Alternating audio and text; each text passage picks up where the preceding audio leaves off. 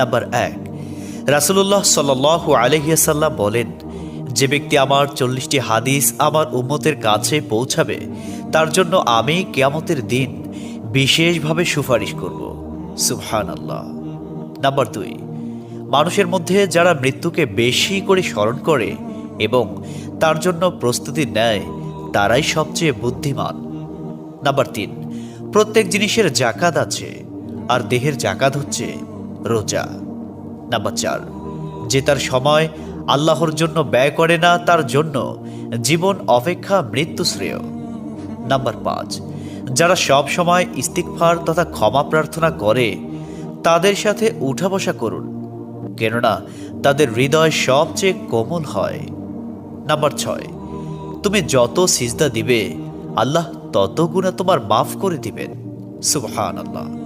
number 7, সূরা ফাতিহা